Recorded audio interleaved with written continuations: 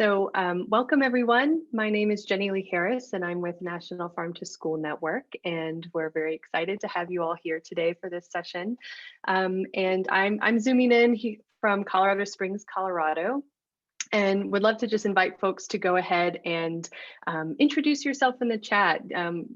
Provide your name, your location, just so we can sort of see who's in the room and get the chat going today. So I'm just going to spend a little bit of time at the top of the hour to go over a few housekeeping things, and then I'm going to turn it over to our moderator for the day. So for folks who attended our first session of the day, Shifting Power in Our Food System, hopefully you got some useful ideas and tools and practices to use and experiment with in your own work of shifting power. And if you were unable to attend that session or don't even know what I'm talking about, that session was recorded and it will be available on our website, and it will also be sent out via our newsletter. So if you want to make sure that you get that recording, make sure you're subscribed to our newsletter if you're interested in receiving it, and just for staying connected with our work. So during this session right now today, we're going to hear from farm to school and farm to ECE practitioners from 4 communities across the country, and they're going to share how food and food education initiatives are building power in their communities. We're really, really excited to have them here today and know that it's going to be a great conversation and a great opportunity to learn more about what shifting power through farm to school looks like. I just wanted to make a note too that this is just one of many conversations around shifting power in the food system. And we know at NFSN that with our call to action, which is by 2025, 100% of communities will hold power in a racially just food system. With that bold call to action, we have to continue to hold and make space for these conversations and gatherings, and not just as a space for dialogue, but also as a platform for generating action. So we're really glad you're here, and stay tuned for more opportunities to plug into this work, as well as opportunities to share the work that you're doing as well. So I'm going to go over the agenda really briefly. I will shortly be passing it to our moderator, and then each panelist is going to share and introduce themselves and share a little bit about their work. And then we'll have a facilitated discussion and Q&A. And at the very end, we'll have a wrap up, and we'll be sharing some action items and next steps for all of y'all. And so I just wanted to note, that there's a lot of folks on the call, and we want to make sure that folks are engaging via the chat function. So feel free to use that to ask questions and to share resources as we go through the panel today. And again, introduce yourself if you haven't already. So I'd like to go ahead and introduce our fantastic moderator for this session, Summer Sibley Brown. Summer is a local food systems and farm to school advocate and the founder and executive director of the Virgin Islands Good Food Coalition. So in her role, she works closely with governmental and nonprofit partners at both the local and federal and national level to build a local food economy in the Virgin Islands that supports farmers, supports locally owned food businesses, and ensures that healthy food is accessible and available to every Virgin Islands resident. Summer is also a member of National Farm to School Network's advisory board, so we're very lucky to have her in that capacity as well. And that just barely scratches the surface on all the great work that Summer leads in the Virgin Islands and nationally. So I highly recommend that you check out her work in more detail. And with that, I'll go ahead and turn it over to you, Summer, to introduce yourself and get us grounded and started with today's panel. Thank you so much, Jenny. Welcome everyone. I hope if you're transitioning from the first panel on shifting power, that you feel motivated and inspired. And if you are just joining us, I'm welcoming you to ground yourself in this space. Before I open up the panel, I just want to encourage you to take a moment where you are to ask yourself, what do I need to leave behind to be fully present in this moment?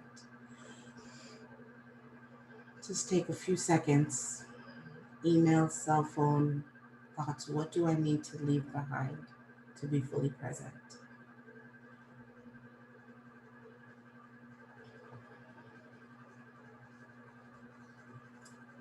And with that, I would also like to invite us to think about the land where we live and work. Um, I live and work in the US Virgin Islands, which is the ancestral lands of the Carib, Kalinago, and Arawakan speaking people, Taino and Arawakan speaking people. And I live here, and I am a descendant of the enslaved West Africans who came here and called the Virgin Islands home. Oprah Winfrey once said at YouTube, not in person, but she often, when she enters spaces, she said, "I come as one, but I stand as 10,000."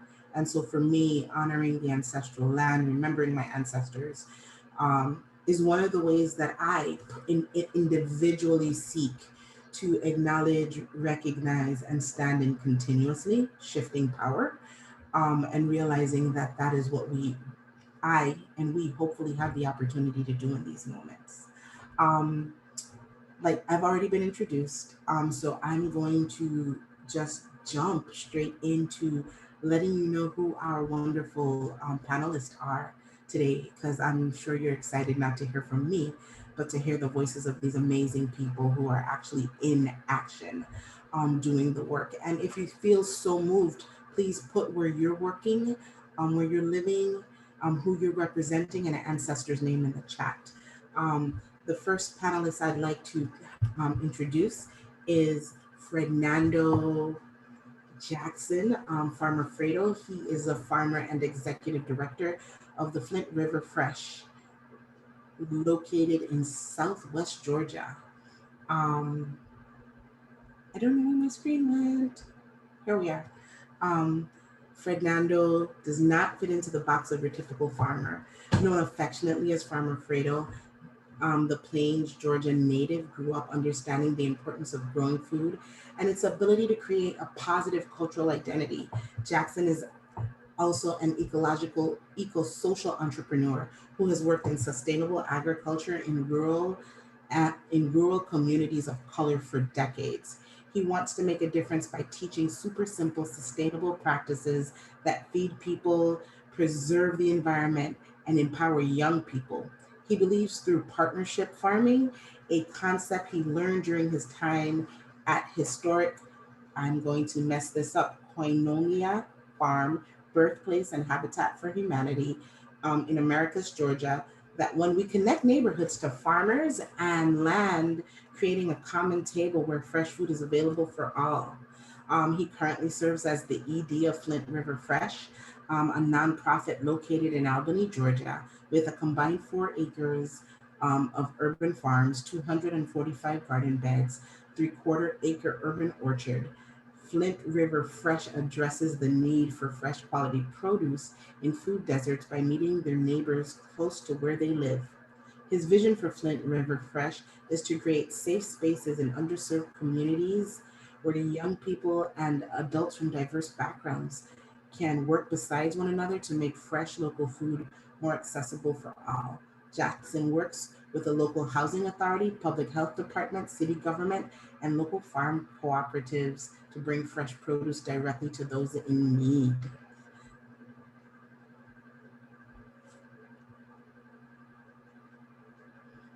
Farmer Fredo, can you wave? Let them know who you are. That's Farmer Fredo.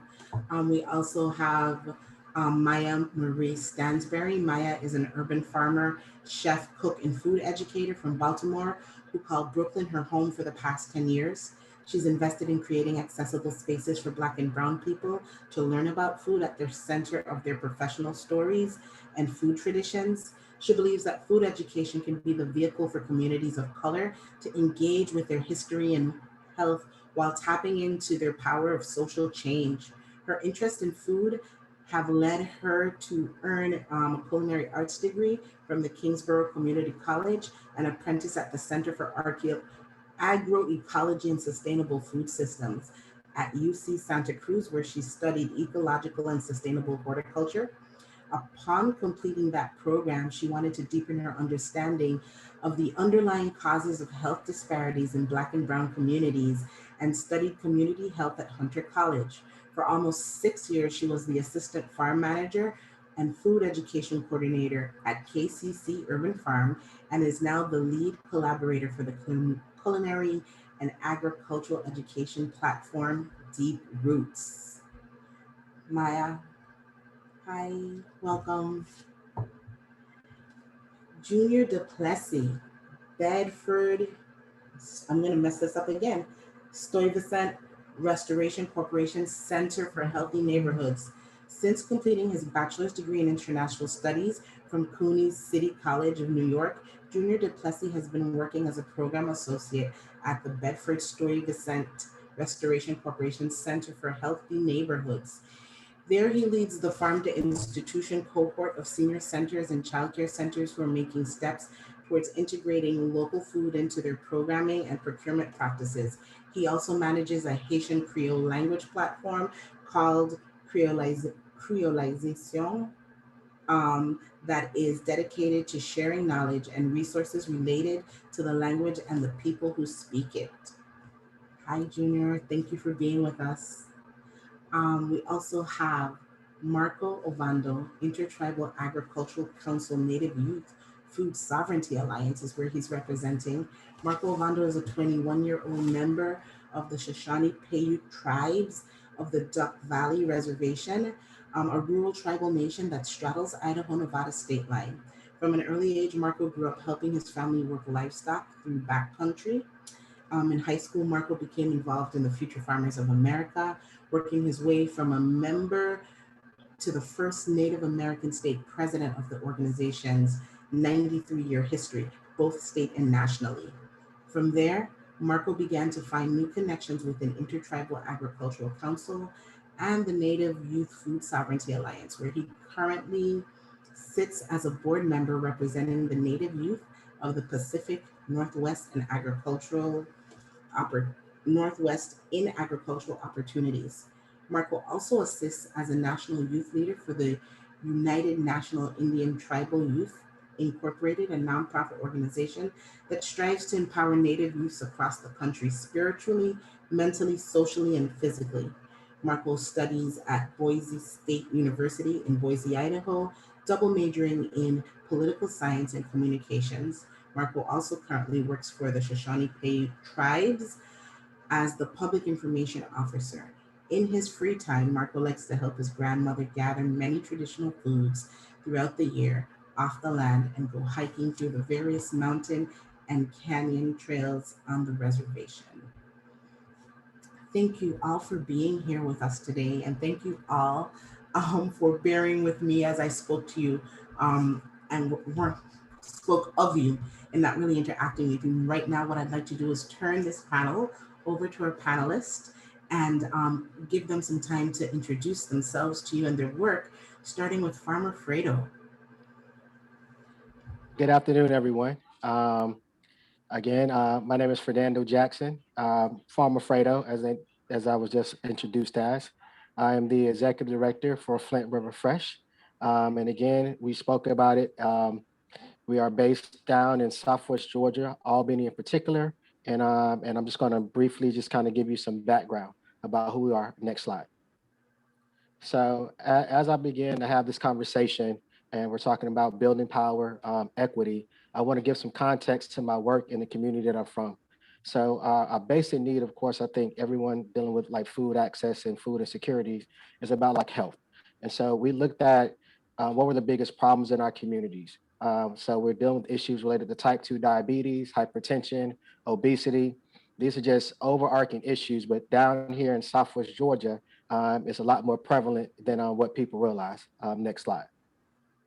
So in addition to our issue related to health, next slide, I think we all have a foundation of what food insecurity looks like. But in addition to that, poverty. So our congressional district is one of the poorest congressional districts in the state and also in the nation. And then with that, of our 27 county census tract, 15 of them fall within like the food desert, and over 20% of the households live in what's defined as a food desert and do not have access to transportation for making healthy food choices and seeking routine medical care and comfort that's outside of their reach. Next slide. So on top of all that, we will also have experienced natural disasters. So over the course of 3 years, we've experienced 3 natural disasters, 2 tornadoes, and 1 hurricane that's come through our area. And also of February of last year, 2020, our community was hit hard by the COVID-19 pandemic. As a matter of fact, at the beginning of March, Albany, Georgia ranked #4 in the world per capita versus the individuals that were affected by COVID-19. So in the midst of health issues, poverty, natural disasters, and a pandemic, that's the community that we're working in to try to make fresh food more accessible and to launch the programs that we'll be talking about for the remainder of my opening introduction. Next slide. And so with that, rather than me just telling you about Flint River Fresh, I prepared like a short video just to kind of talk about our work for you guys to see a little bit more of me just talking about what we do.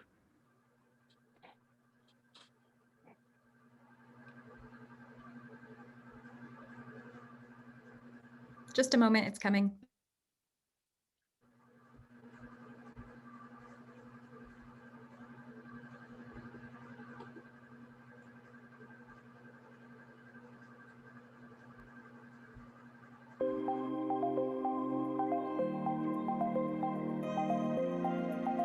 Pause the video, that's the wrong video. That's an older video that we've had.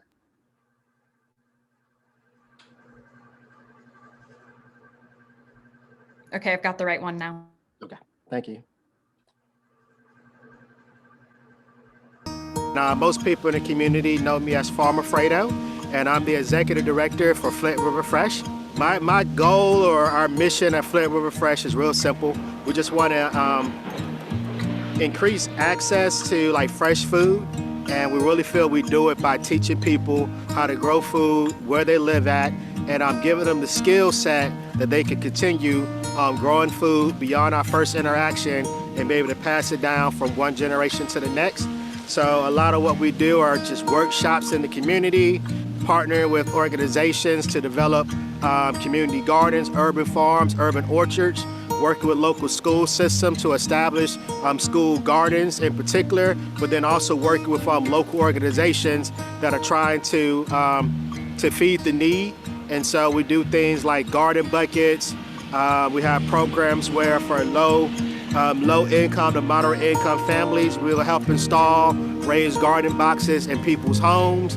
And then we're also developing growers guides to show people how to grow seasonal techniques that we share with them on how to build their own raised boxes and things like that. So our real goal is hopefully in our lifetime to help create a solution that's sustainable for controlling food access and food scarcity through us empowering people with the skill set and the knowledge that they can feel comfortable growing it for themselves.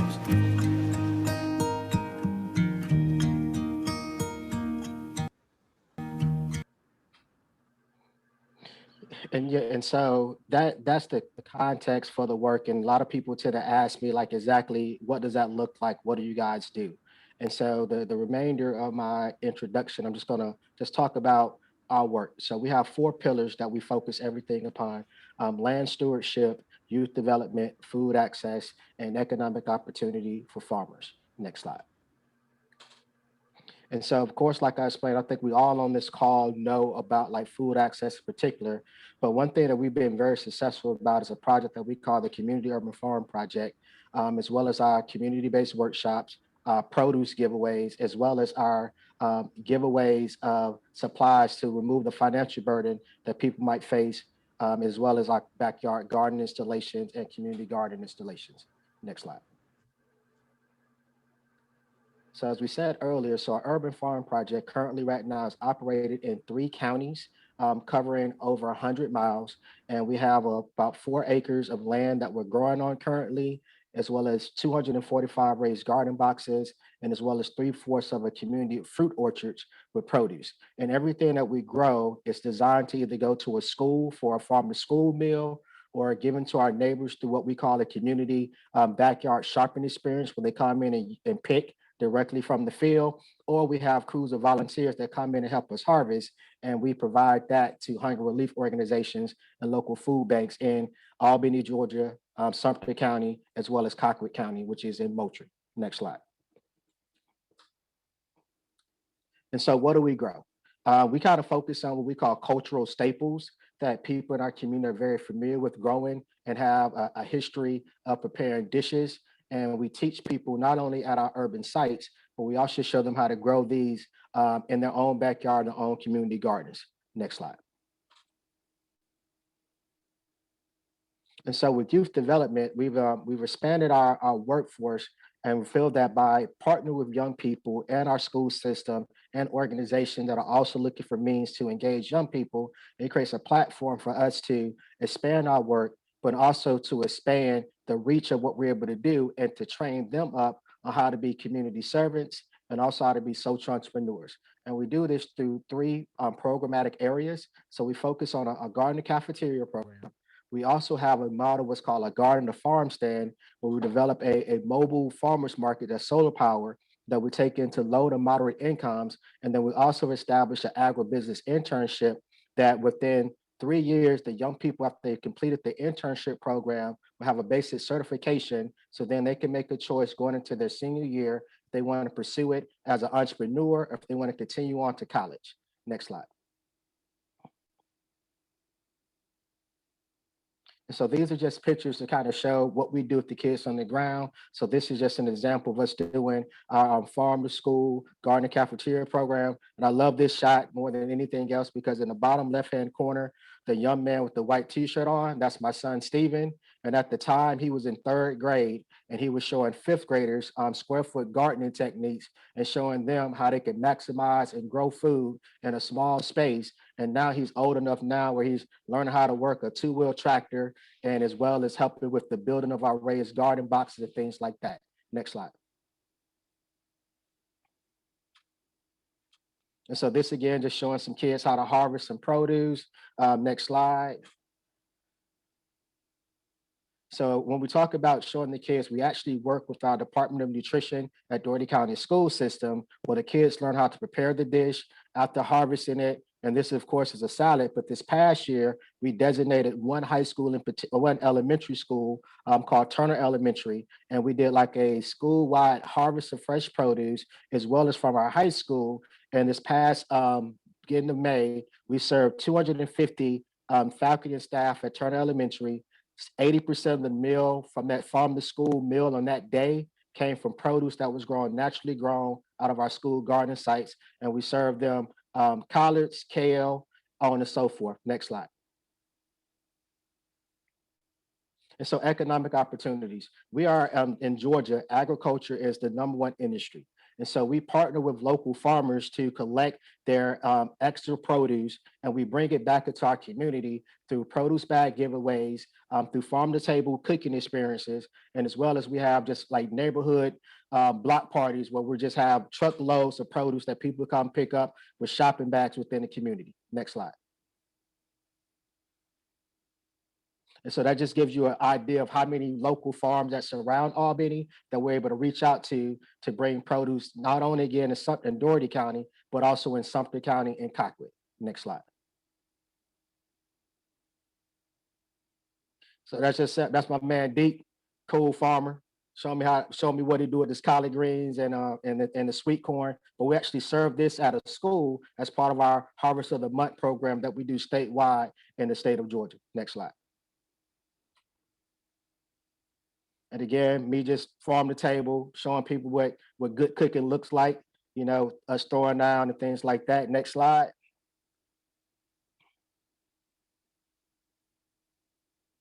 And so when I talk about the produce boxes that we give away, this is an example of what we give to our low to moderate income individuals. So it's not just 1 or 2 items. We try to provide at least 6 to 8 items from local farms that are given out to people in need within our community. Next slide. So again, our future plans, of course, is to acquire more food from local farmers to feed those in need. We also look to establish more urban farms and community farm plots. And we're also looking at developing training videos to be able to teach people to grow food where they're at and to be able to take our model and replicate it in other communities throughout Southwest Georgia. Then also, I guess one goal I have is to work on my typing because I misspelled future on the screen. So I'll do a little bit better going forward. Thank you. And next slide. And that's just my basic sort of contact information. And so, of course, you'll be able to see that as they send out more resources and things like that within the community. So I appreciate it. Talk to you guys later.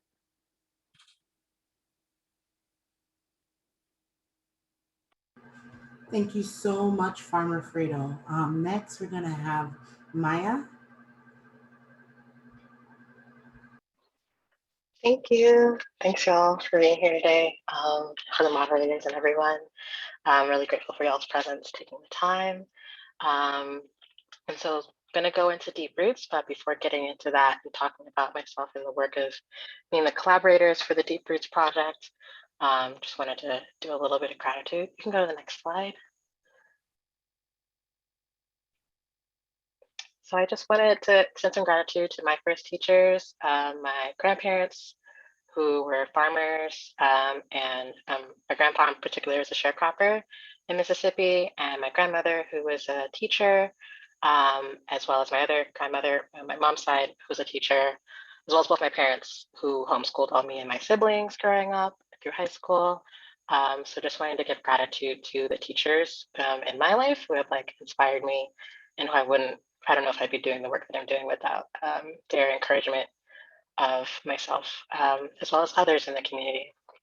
So we can go to the next slide. So Deep Roots is a project that is a little bit earlier in its like stage of growth than some of the other folks in the panel. But before getting into what we're doing, I wanted to give a little background into how Deep Roots got to where it's at. So Deep Roots is a project that is about creating a platform for Black, Indigenous, people of color to have a voice in what our curriculums look like. And a lot of that is coming from my culinary school days at Kingsborough Community College, where a lot of the curriculum didn't center Black and Brown stories. It was very Eurocentric and focused more on like Italy and like France and these cuisines, but not really being holistic and including a lot of the stories, the foundations of where learning about food and sharing food and building community and culinary skills that includes Black and Brown people and has been built with Black and Brown folks. So not really seeing that when I got to culinary school, in contrast to what I was learning as a young adult, as a young child with my mom teaching us about food. And while I was at culinary school, I was also working at the farm, KCC Urban Farm, as a student. And a lot of what we were growing there was foods that were like callaloo and things like that, that were somewhat culturally relevant to like the students that were at the college, but that wasn't something that the institution itself was encouraging us to do, or even trying to like talk about Black and Brown folks and the history of growing food in Black and Brown communities. You can go to the next slide.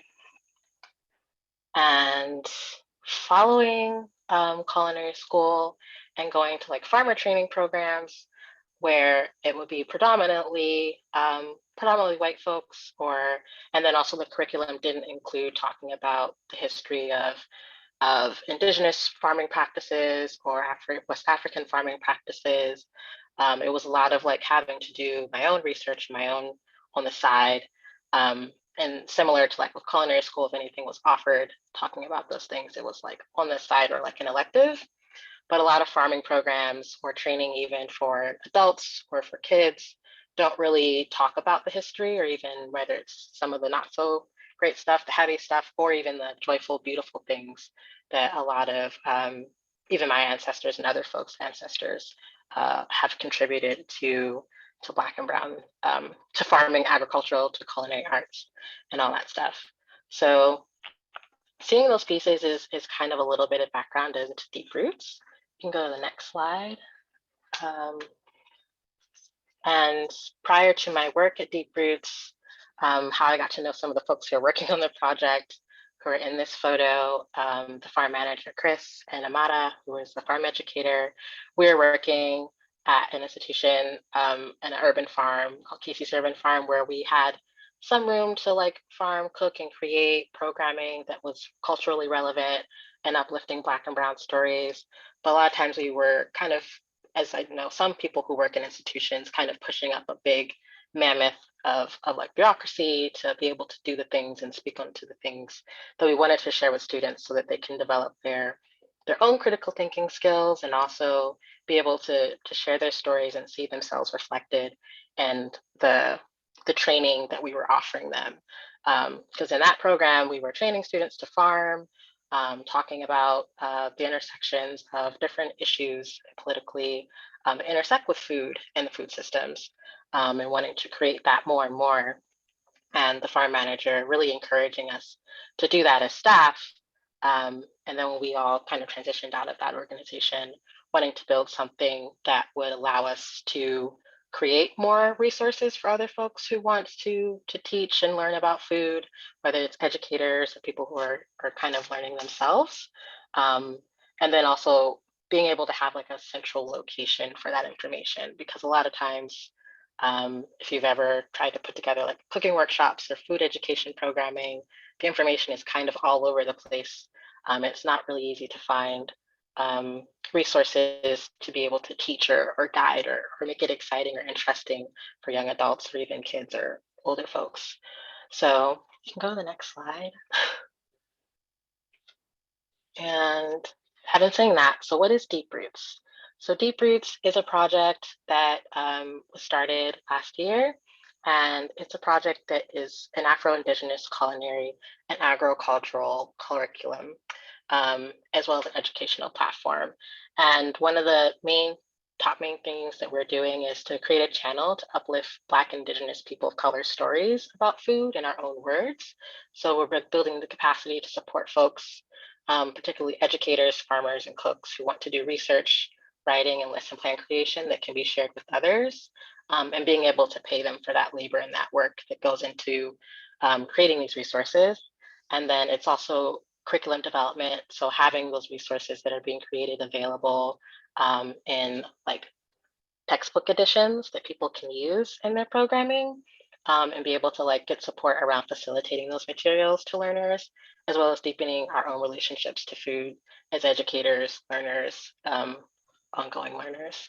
And then Deep Roots is also an educational platform. So we also offer cook-along workshops, cooking demonstrations, and like deep dives into conversations with other farmers, cooks, and educators, to like bring in, we're cooking and we're learning about, enjoying foods that are cultural, that are of our cultures, whether that culture is of the African diaspora or Indigenous peoples, those of like Asian Pacific Islanders, and including all of those stories and then being able to hear from folks who are doing this work, and so that other, those who are coming up and learning about this can see themselves either doing this work or just feeling empowered about their relationship to food and their relationship to land and their relationship to growing outside of a context that centers Eurocentric stories.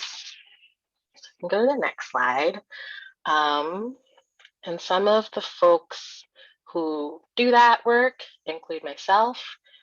We do research, writing, development, designing of the curriculum. And then from the clockwise, we have Amada, we also have Chris and Claudia, as well as several other artists and writers and researchers who are putting together the curriculum.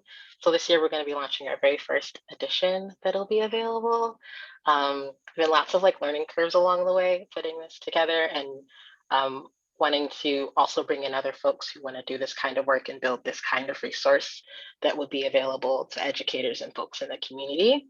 And so you also notice that these are some of the same folks that were in the farm. So I like took my friends, we're like, let's go make our own thing. So going to the next slide. What is this curriculum? What does it look like? What is that thing that she's talking about? So the curriculum that we're going to be launching is the first edition of it coming this summer. We're working on some like background stuff to get it ready for launch, as well as the website. And it's going to be a like 3-part, it's 200 pages in total, but it's a 3-part, 3 sections. that is like a textbook of plant, animal, people, and place profiles to use in lessons alongside lesson plan templates, recipes, and tip sheets for educators to either use it as it is or adapt it for their own programming in a way that makes sense for them. And it being the first edition, we're hoping to get feedback from folks about how they're using it, if it makes sense to them, if they feel like it reflects, and different critiques. So it's something that we're really excited about doing and sharing with folks that we've been working on for a bit. And of course, we'll need more work because storytelling, it's a resource, and those things always constantly need revision, I think. But so that's coming soon. That's the curriculum. And the other work that we do, we can go to the next slide, is I talked about a little earlier, is the cooking workshops and classes. Since we kind of started in the middle of a pandemic, most of it's been virtual, but we're really hoping to do more in-person classes. So that's been, here we have one that one of our first ones under Deep Roots has been the Soul of Food, which is going into Southern food, like Mississippi, as well as Alabama, and kind of going through those regions and talking about the people and places and foods there, as well as kitchen table talks with other educators.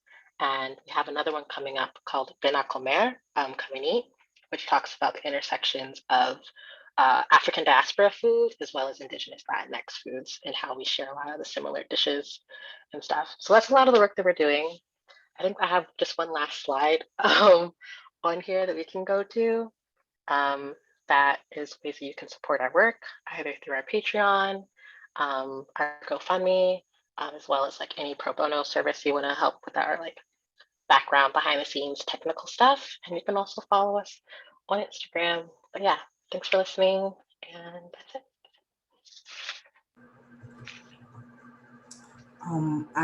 From the first two panelists, I already feel so enriched. I am so excited for the next two. Junior Duplessis, this is your turn to make your presentation. Thank you, Summer. Hi, everyone. My name is Junior Duplessis. I am a program associate with the Center for Healthy Neighborhoods at Bed-Stuy Restoration Corporation, or simply Restoration. We are based in Brooklyn, New York. Next slide, please. Today, I will be giving you all an overview of restoration and my department within it, the Center for Healthy Neighborhoods, or CHN. I'll also be telling you more about our farm to institution efforts and our bigger vision for the Central Brooklyn food system. Next slide. So Restoration is the country's first community development corporation, and we have been active in the historically Black Central Brooklyn neighborhoods of Bed-Stuy, Crown Heights, Clinton Hill, Fort Greene, Brownsville, Ocean Hill, Bushwick, and East New York for more than 50 years since 1967.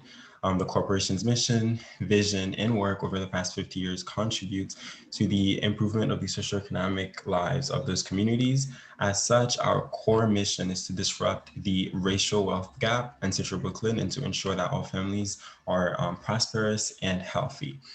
Next slide, please.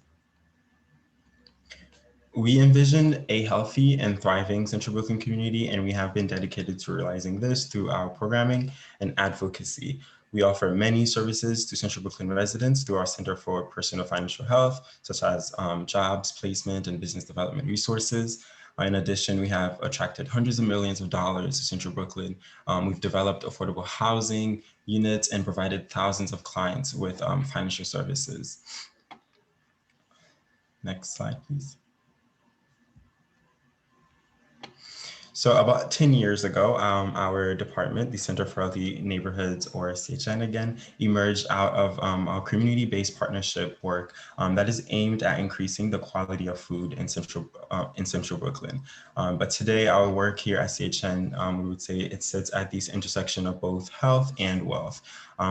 Since 2015, we have been leading the New York City Better Bike Share Partnership alongside partners at City Bike and Lyft, New York City Department of Transportation, Department of Health and Mental Hygiene, and other community-based organizations and cycling advocates. We recently released a report on the next steps on this work, which is available on our website, restorationplaza.org, if you'd like to check that out. And in terms of food, outside of our biking work, we primarily focus on 3 main food system strategies. We were working with employer partners to support good food jobs connected to the local food system, running a long-standing farm to institution or FTI program, and conducting research and development for a Central Brooklyn food hub. Next slide, please. Yes, these are the strategies that I just mentioned. Please, next slide again.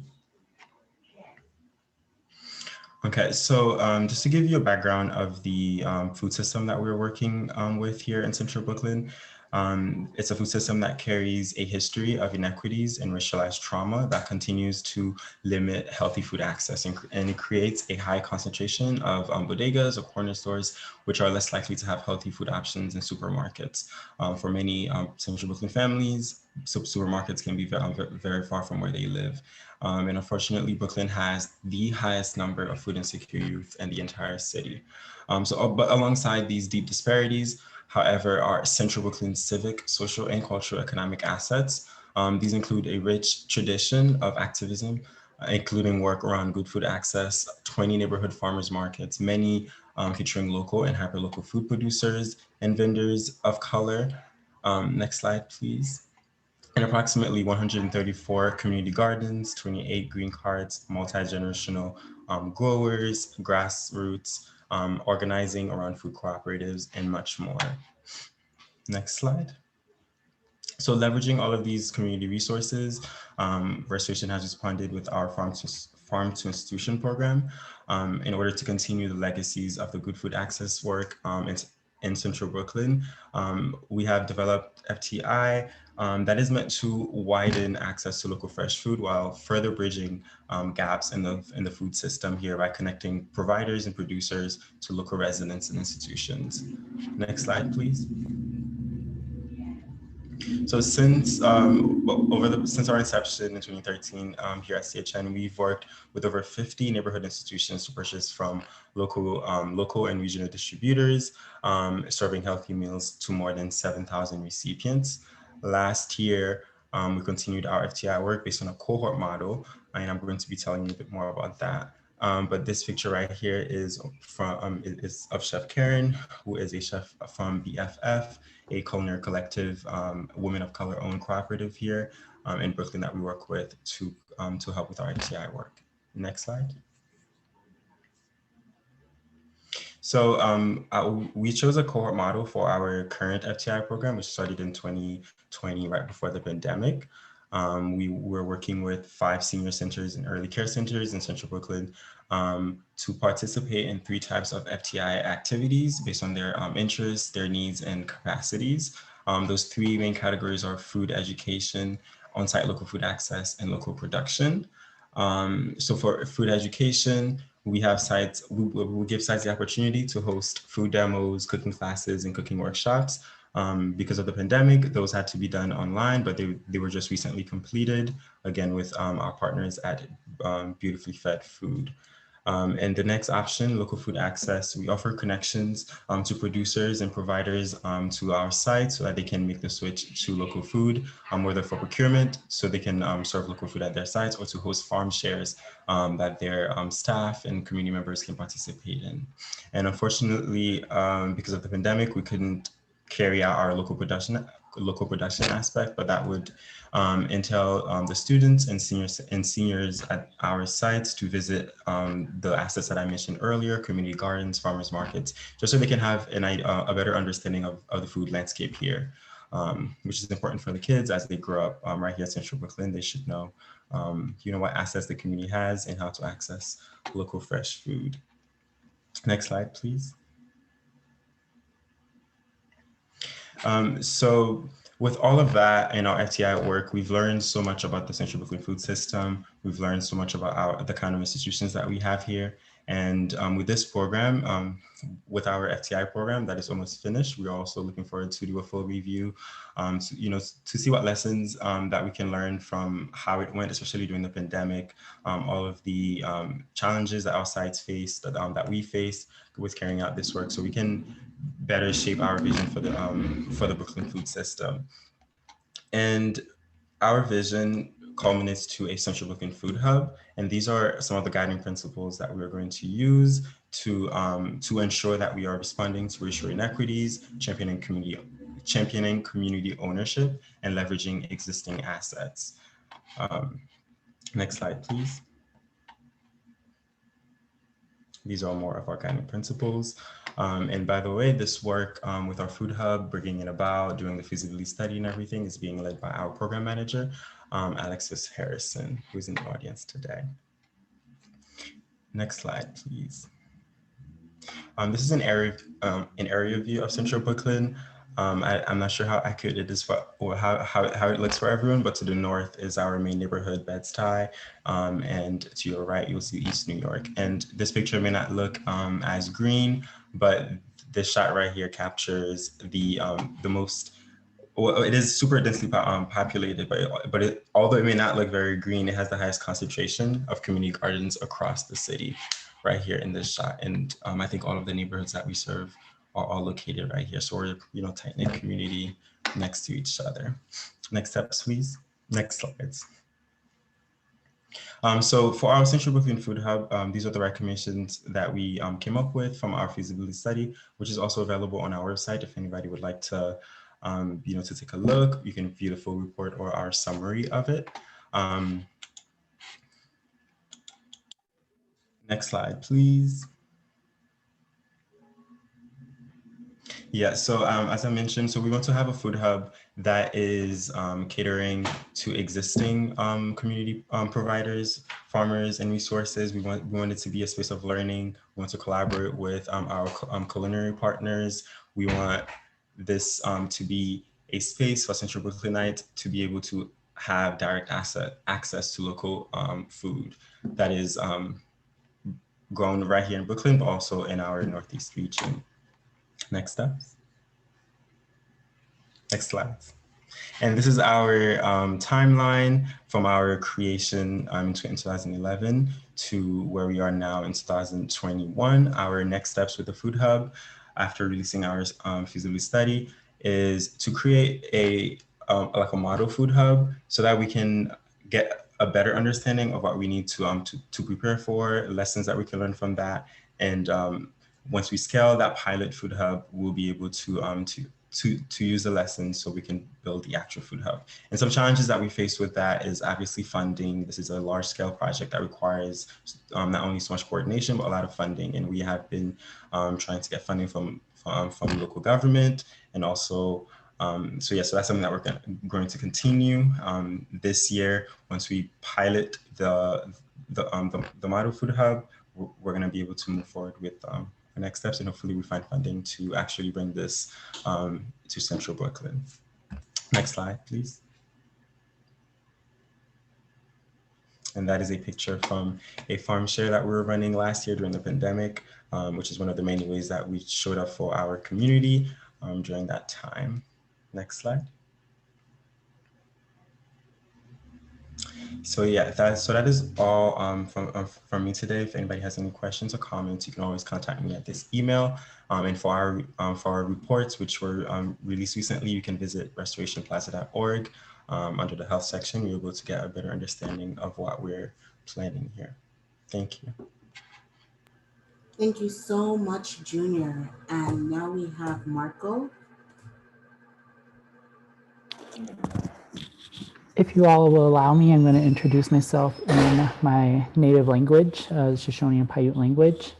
Hagania, Namarco Ovando Naniha, Nambai Marcelo McKinney, Namapa Francisco Ovando, Sama Numa Waiti, Nadosa Wihi Doovich, Nua, Kua Gaya Dikura, Kuoi Dikura, Haso Koi Duvia Gaiwa, Numa, Nabid Doko Valley, Nevada, Idaho, Nabai Boise, Idaho.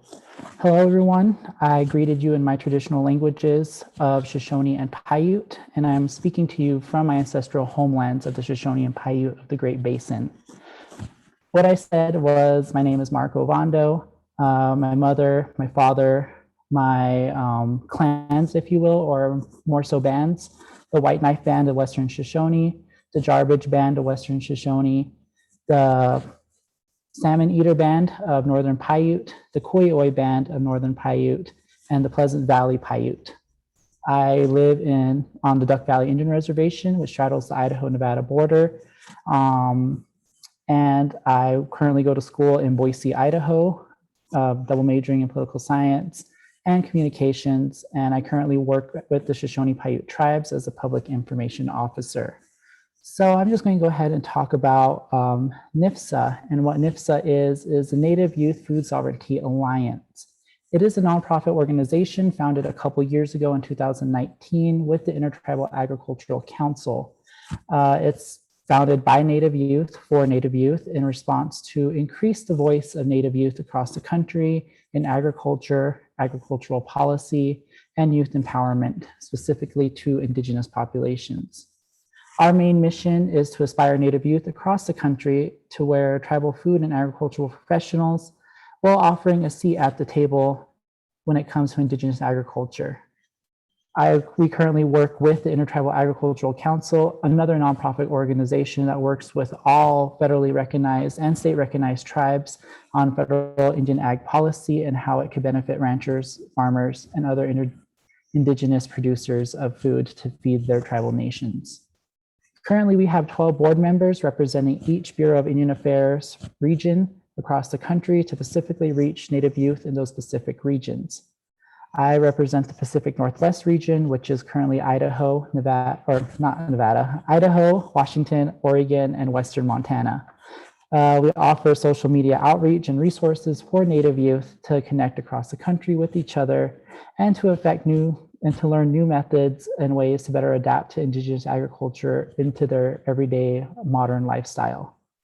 NYFSA highly encourages Native youth to return to their traditional home diets in their traditional lands through traditional practices on harvesting and gathering those traditional foods, and to provide those foods and resources to their local communities at a readily available level, incorporating it into an educational setting and a term collectively called food sovereignty.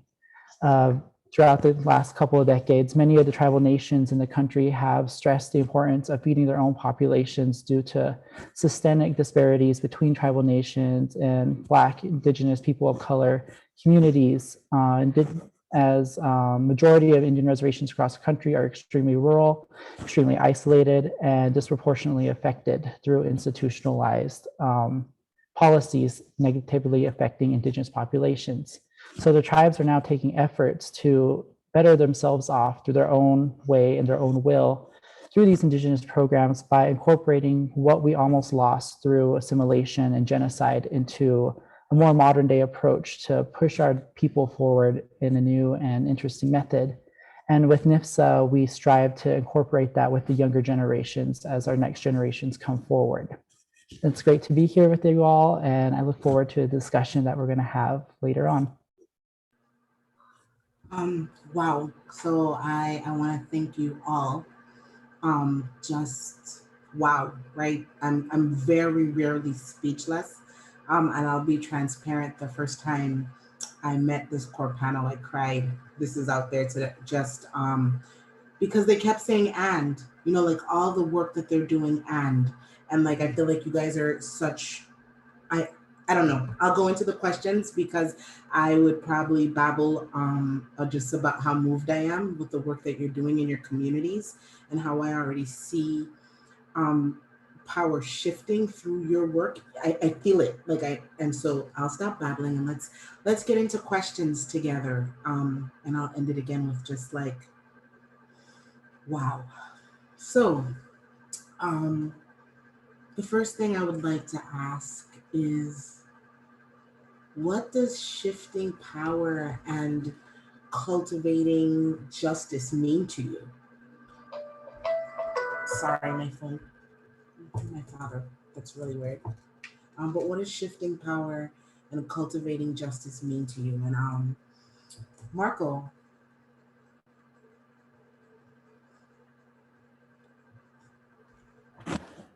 Well, that's a really great question, Summer.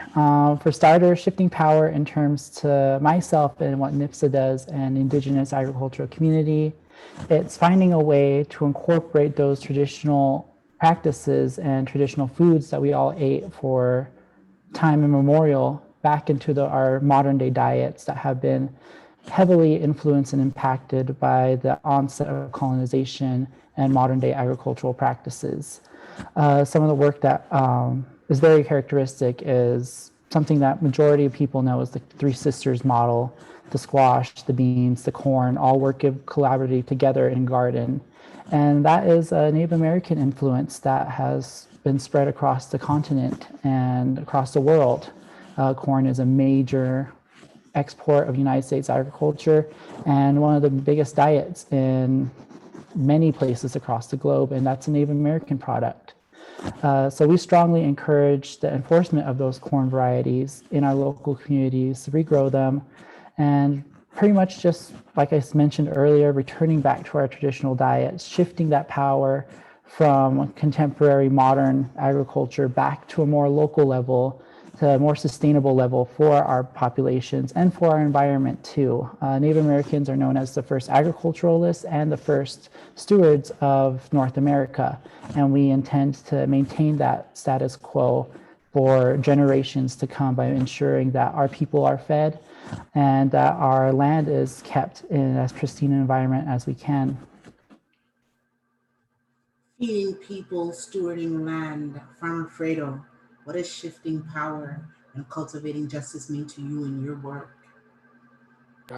So like the context I like to utilize is I believe that when we walk into a space, we all bring some gifts. We all have a legacy that we stand upon, and sometimes through the majority or the masses, our legacies are kind of buried or kind of hidden from us. And so as we go into these communities and we start developing community gardens, one of the things I like to do is just have a conversation um, with people about slave gardens and do they understand what a slave garden is? Because a lot of times when we talk about people of color and agriculture, it's tied to slavery, sharecropping, and exploitation. And but there's this gold nugget during these mix of oppression of us being discarded as human beings that we found hope and we found light. And it was through us having the autonomy to carry a seed in our hair across the ocean and being able to plant that seed in our community in the midst of our brokenness. But that seed became a little bit of hope because if you read the narratives, there was that one day a week that we can truly be African. There was that one moment that we truly can like serve our dishes, and you kind of can read about slave gardens and the food that was grown and how it was influential to like the American culture and the American identity. And so I frame that with the community gardens that we do. And then also when we're doing urban garden plots, I talk about the tools that we use or the crop rotation plan that was given to us by Baba Carver G. Woodson. I mean George Washington Carver. Or I also talk about Brother Booker T. Watley and the invention of a CSA or community farm share model and how people of color of African American descent were the forefathers for urban farming. And for us to move beyond the space that we in, our hope is already rooted in the kings and queens that came before us. But what we want to do is utilize that as a way to connect to our past, but also as an opportunity to move people to their future. And so that's why we do like the youth agribusiness component of showing about how to run a business the correct way, but then also how to be a servant to the people around you. So when we're delivering our produce bags, it's very important that the young people also connecting to our seniors that are 55 and up. And they're also seeing these young people that they might have cast off as there to help them and to assist them with living a healthier life in a healthier community. And I do all this just because I was a young man that loved his grandmother and still loves his grandmother. And I always want that relationship with my grandparents to be the foundation of what changed my life. And hopefully it can be utilized as a tool, but history itself and us having the blueprint laid before us and bringing that forward into what's relevant to the work and stuff that we do today. Thank you. Thank you so much for that. As you mentioned relationship and you mentioned bringing the autonomy to bring the seed in our braid, right? I thought about Maya. And Maya, what does justice look like in shifting power and cultivating justice mean to you in your work? Because you talked about storytelling, right? You talked about not having access to those stories. So you and your friends created a space where that was prevalent. And so what does that look like, feel like to you? Yeah, for me, shifting power is very much tied to stories. You know, like the stories that we're told in school, and who's highlighted. You know, are Indigenous folks highlighted, or Black and Brown folks highlighted, are women, are queer folks highlighted in these stories? Like, and I feel being able to, I think there's a lot of times when it comes to like institutions like schools or colleges and programs, there's like an assumption that the institution knows what's best. And I think shifting that away and shifting it into the power of folks who are on the ground and who have the stories to tell, who have the knowledge and who have the wisdom to narrate what that looks like and to narrate what like a learning environment can look for, um, both for young adults, for kids, as well as for ourselves. Like what kind of environment do we want to learn in as we continue to grow and are doing this work? And I think shifting power for me and the collaborators has looked a lot with um, being able to do the writing and the research and being able to like narrate how we're doing that work, and how we're working together and listening to each other about, oh, okay, maybe we should include this, maybe we weren't thinking of that, but that's coming up and that's something that is important. And also making sure that we're not replicating a gatekeeping type of way of creating resources that other folks feel like they can tap in. And even in the beginning of this project, me wanting other folks to feel a sense of ownership over it. It can be hard on a small team, but I think also as it gets bigger, wanting folks to feel like it's not just our thing, that it's because it's not, you know, these aren't stories that we own, even like histories and things like that. It's more so being a vehicle for other folks to have access to the information and being able to narrate how we're sharing it in community, and honoring, you know, the folks who have taught us that stuff. It's like that's a really big thing for me. Is like I think some other folks spoke on it just now too, like making sure you're giving credit to the folks who've taught you and have passed down those stories to you, which a lot of times institutions aren't trying to encourage. You know, they're trying to be like, well, we thought of this if it is something, and I don't really feel like that's that ties more into a mindset of like scarcity, that you have to be the owner of something and in control of it in order for it to be powerful. It's kind of what I'm thinking. Yeah.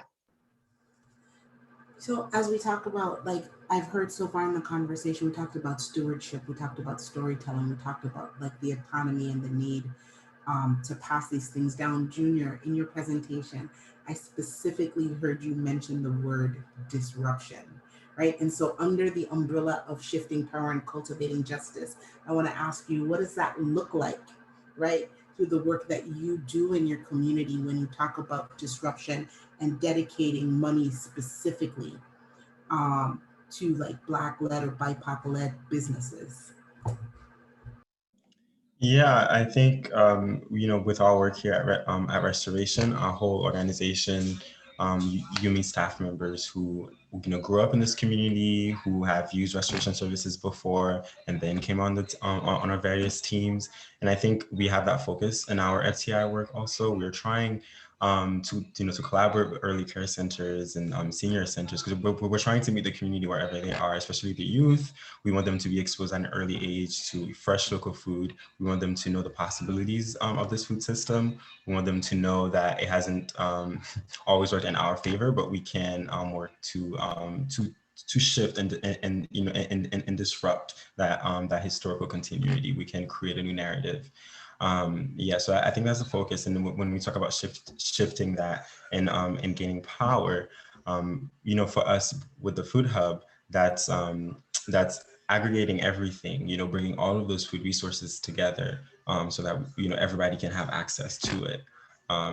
Within that reality, I think we would have undone what has been done before, by liberalizing and democratizing our food system. I want to pose a question to all of you. What have been the barriers? Like what? And I guess I'll work backwards. I'll start with you again, Junior. What have been the barriers to doing that? And then from Junior, I'll pass to Maya, Fredo, and then Marco. Yes, the barriers are definitely there for the Food Hub. I mentioned some financial barriers. It's not easy to find funding for such large scale projects, and it requires a lot of business acumen. People need to know that if you have something like this in Central Brooklyn, is it going to bring in money? Will it be self-sustaining? So having to meet those requirements and demands as we seek funding to make this a reality. With some of the sites that we work with, for example, many of them are smaller and they require a lot of adjustments. So our FTI program requires a lot of individual sort of like, conversations, because every site is different and there are different positions in their mission to procuring local food, and also policy. It's also hard to cooperate with local governments, state and city governments, to try to, to have them take control of some, of the funding of making sure that Central Brooklyn has access to the local food that it needs. So these are some of the challenges that we faced in this work so far.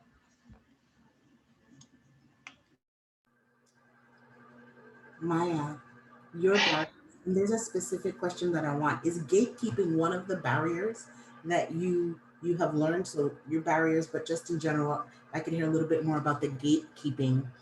That was a comment that came in the chat. Yeah, I did see that. I was like, oh, that's a good question.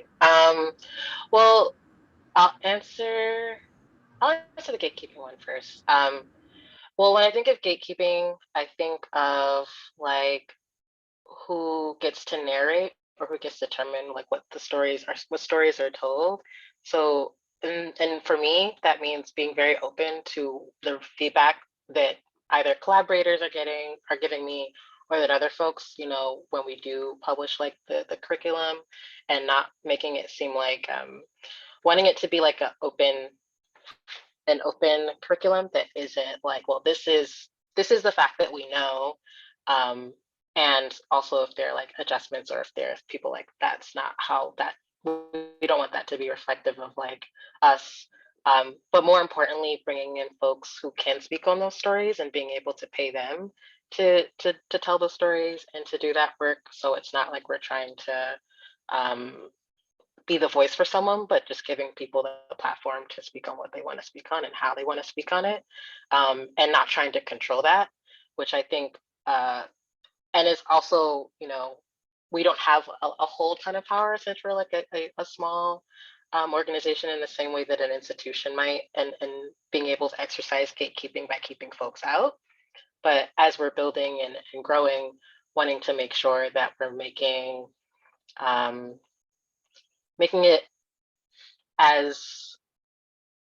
folks' ability to tap into the project easy and like supportive as we can, so that if they're new to doing research, or they're new to writing, but it's something that they want to do, and they're like, how can Deep Roots help me and support me through doing that? I want Deep Roots to be a resource both for folks who are accessing the materials that we're creating, as well as the folks who are creating it.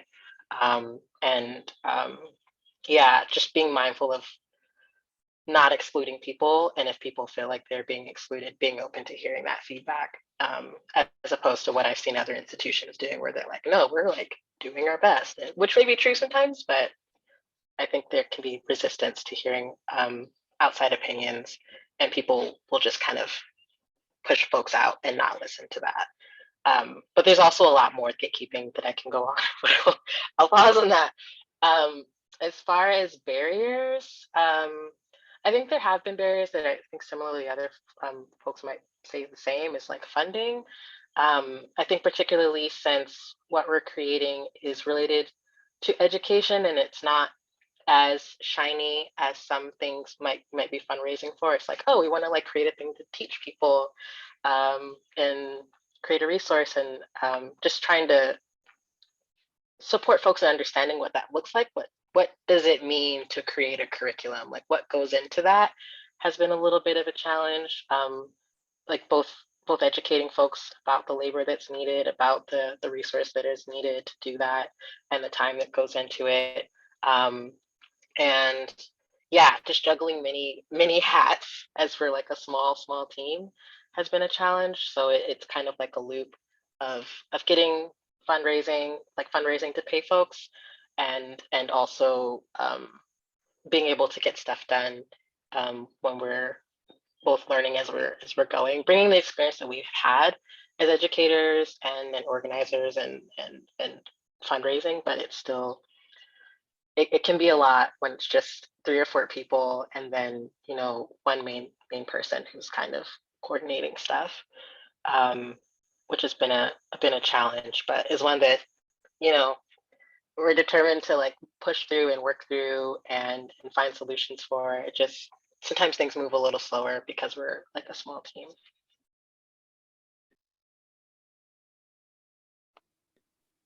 Oh, Summer, you're muted. I was like so deeply like Fredo, Farmer Fredo, barriers to the work that you've been doing around shifting power and justice.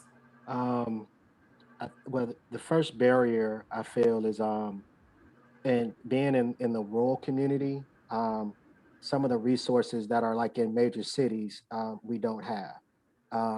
So in some major cities, there's funding that just comes through the local municipalities or local businesses. Like you might have a Fortune 500 company in the city where you're based out of, and they'd be willing to make donations to organizations and causes, and that really hinders us because like when people think Georgia, it's like Atlanta and the rest of the state, right?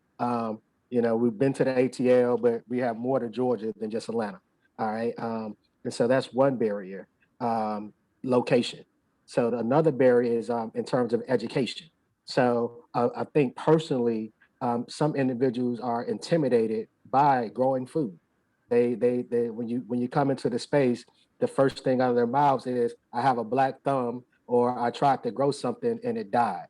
Without just thinking for a second that they do have the skill set to do it.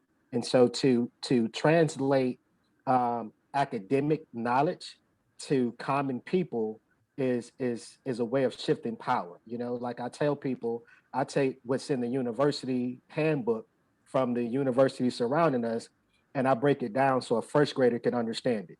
It's like someone saying, "I've never done a soil test before," but then you just tell them, just dig in the dirt and put it in the shovel and mill it off. "Oh, I understand that now." Right, it's that simple. Or, "I've never planted a seed before," and you just show them how to utilize their finger to determine the seed depth and how far to put it into the ground, or spacing using their elbow to hand. So that's like another barrier. And then I think the other barrier too is that the historical context that growing food and the negativity of income, because we had situations of like down here, of course, everybody knows about the Black farmer lawsuit of farmers being discriminated against with USDA funding, on and so forth. But one of the organizations that spearhead that Southwest Georgia project is actually based here in Albany, where I'm at. So we have a historical context of minority farmers that have been overlooked.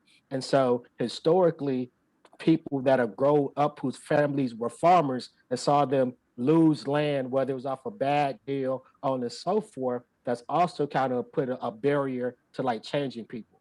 And so that's why, and so that too. And then the other thing, the barrier, of course, is we are like, as Maya talked about, a lot of our work, we're very small in the efforts that we're trying to do. And so to manage 4 acres of community gardens plots plus a 1/4 acre urban farm, that takes more than just one person to really make it up and running and thriving. And so trying to have resources where we can hire young people or individuals to come in and help support the work is also a barrier. And then we also have the barrier related to equipment. So even if there's a vacant lot and land that you want to transform for feeding people, how do you have like the resources to excavate, clean it out, plug in irrigation, along with the seeds and on and so forth that's needed? And so, so that's just the tip of the iceberg. I can go all night about some barriers. So I just want to I want to hear what Marco has to talk about the barriers that he's experienced from his culture and his community as well. Thank you for that toss, Farmer Fredo. Marco, it's all you. Right, just to piggyback on some of what everyone has saying, we do have some barriers, especially coming from a youth-driven organization. We have some barriers getting legitimized with just based on our age. There are a lot of people in our communities around Indian country who see youth as just kids that don't have any dreams or morals or ideals to bounce back and to create a legitimate organization to funnel change in the Indian country as a whole.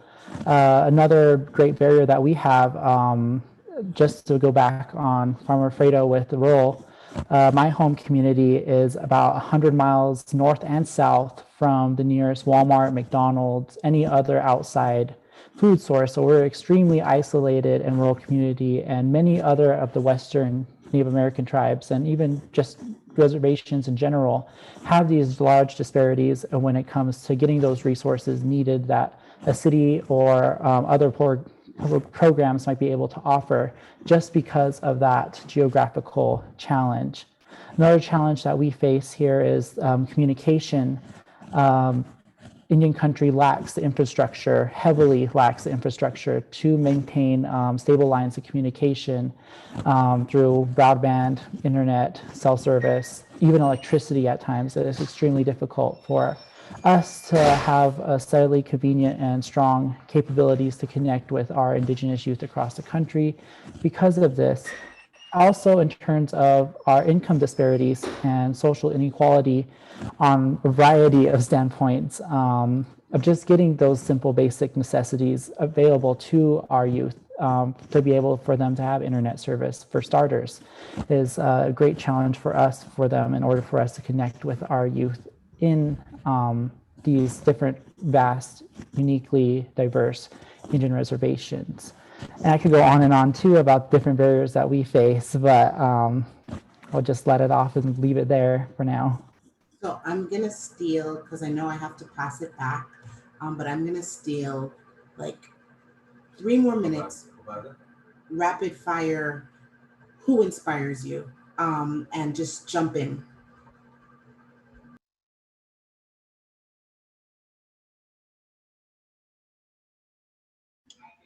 I guess I can go very quickly. When I think about this work, I think of my hurt grandpa, especially seeing Fernando's slides and how proudly he was presenting to his son. I remember the times with my own grandfather, and I was on his farm with him on our beautiful island of Haiti, where he gave me my own plot of land and teaching me techniques and stuff. So I think that work, he's the catalyst for me. Yeah, that's all. So who inspires me? I've kind of already hit upon it. It's my grandmother. Like when I was born, she created a cookbook, and inside the cookbook, she had Southern recipes. And so when I looked at getting into this form of work, I thought in order to honor her, the community of Plains, Georgia, where I'm from, population of 500 people, that I can carry them around the world just simply off the seeds that I plant and the food that's grown, and then also knowing how to prepare those dishes and sharing those meals with everyone, and with the goal that at least one day a week we can grow enough sides to feed our community and make sure everybody has what they need to go on the rest of the day. I would say the first thing that comes to mind is farmers. Farmers always inspire me. Whether it's like my grandparents or like my fellow farmers, anyone who's like growing food and working on the land, really inspires me. There's so many other folks I could think of, but the first thing that came to mind is farmers, because whenever I hear farmers, whenever I'm working with farmers, it motivates me to keep going. When thinking of people who inspire me, 3 people instantly come to mind when it pertains to this particular scope of work that I do.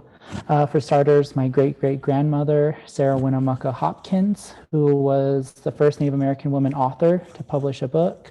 And she heavily defended the rights of Northern Paiute people to maintain their lands, maintain access to our traditional foods and diets. In my traditional introduction, I said I'm from the Koioi Dikara people, which is the Koioi Eater people of Northern Paiute, the band that she came from, and she heavily worked with the United States government to establish the right to be able to harvest and modernly farm those fish, which are endemic to one lake in Nevada, and be able, and because of the work that she done with policy and making sure that we maintain those rights for generations to come. She is a big first starter for me. Another person that comes to mind is a co-worker and ally, Kelsey Duchesneau Scott from the Cheyenne River Sioux tribe in South Dakota, who raises cattle on her ranching outfit. And she raises them in a more traditional manner that is reminiscent to the buffalo herds that used to roam the plains.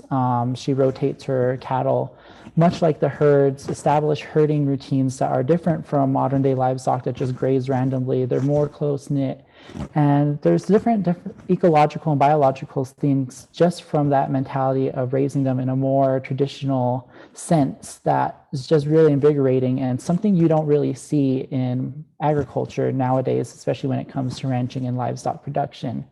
The third person that comes to mind is a really good friend and a NYFSA board member, Mackenzie Martinez. She works out of Louisiana. And her work in policy has greatly inspired me to continue what I want to do with inspiring Indian agricultural policy to help benefit tribes, not just at a local level, but also on a federal level, so that our rights and sovereignty to continue through that avenue, just like my great-great-grandmother has once did.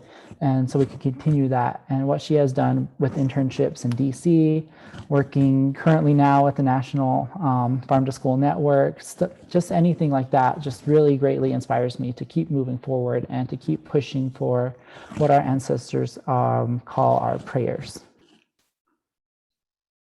Thank you so much. And thank you, Jenny and Lacey, for letting me steal, and Tomas for letting me steal a little bit more time. Unfortunately, our panel has to wrap up. And so I am going to pass it back to the NFSN staff. And you all inspire me. Thank you so, so much for sharing your work and your stories.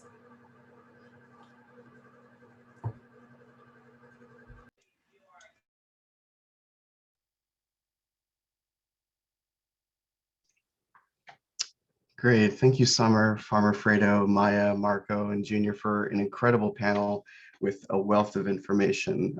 It was wonderful to bear witness to just the information sharing and just the ideas that were coming out of all of you. So thank you for that. For everyone else, greetings. My name is Tomas Delgado, Program Manager with the National Farm to School Network, coming to you from Urbana-Champaign, Illinois.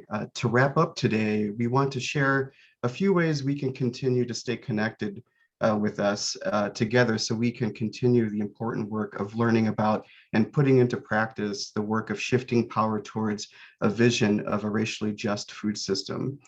First, we want to hear how you are committing to shifting power, either as an individual or within your organization. One way of doing this would be to sign on to our call to action commitment form. There you can share what action steps you're taking and tell us how we can continue to support you in this collective work. So we'll drop that link in the chat box right now for you. And then secondly, sign up your organization to become a partner of National Farm to School Network.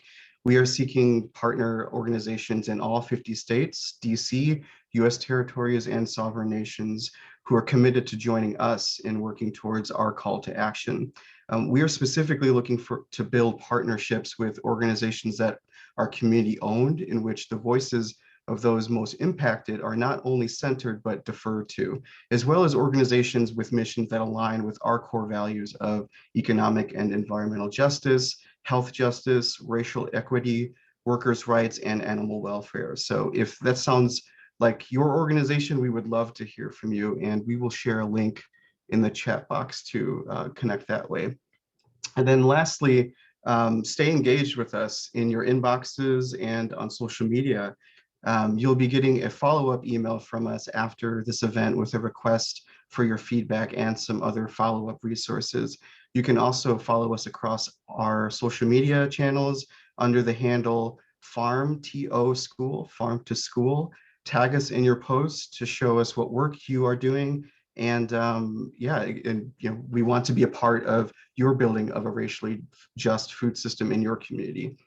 And lastly, I just want to leave you all with my gratitude for attending this session, and want to thank all of our panelists for sharing their wisdom, experiences of joy, resilience, creativity, experiences of vulnerabilities and strengths. So thank you all for what you've given today. And on that note, I'd like to just briefly plug into the audience to join us tonight for our screening of The Food Crossing Lines, a documentary narrative film that shows how access to healthy, freshly grown food is needed across all demographics. Following that screening will be another exciting panel discussion with an opportunity for further audience engagement. So yeah, that's all I have, folks. Thank you so much for your time and have a great evening.